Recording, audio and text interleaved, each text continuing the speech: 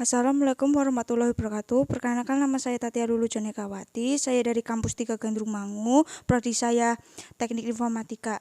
Di sini saya akan menjelaskan tentang fungsi-fungsi komputer. Yang pertama adalah sistem fan atau kipas, adalah pengeluaran panas dan penggantinya dengan udara segar ke dalam sistem. Kipas pendingin ini telah direncanakan agar sesuai ditempatkan pada motherboard atau hard disk drive. Yang kedua, CPU atau prosesor adalah komponen yang berfungsi sebagai otak komputer yang mengendalikan proses kerja komputer dengan dibantu oleh perangkat yang lain. Prosesor terbentuk segi empat yang dipasang pada slot prosesor pada motherboard. Contoh-contoh prosesor pada saat ini adalah Intel Pentium 2, Pentium 3, Pentium 4, Intel Atom, Dual Core, Core A3, Core i5, Core i7, dan AMD.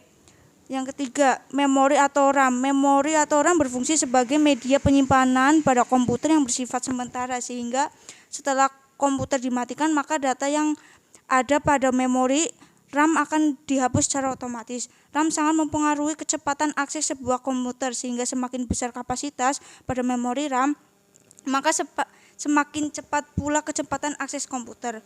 Ukuran kapasitas RAM yaitu 128 MB, 256 MB, 512 MB, 1 GB, dan seterusnya. Jenis-jenis RAM juga sangat beragam sesuai dengan slot yang terdapat pada motherboard seperti SDRAM, EDORAM, DDRAM, dan RDRAM.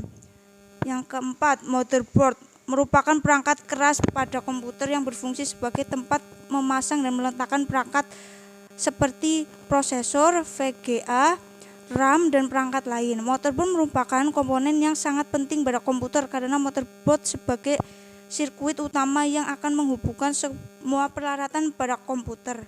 Sekian, terima kasih. Wassalamualaikum warahmatullahi wabarakatuh.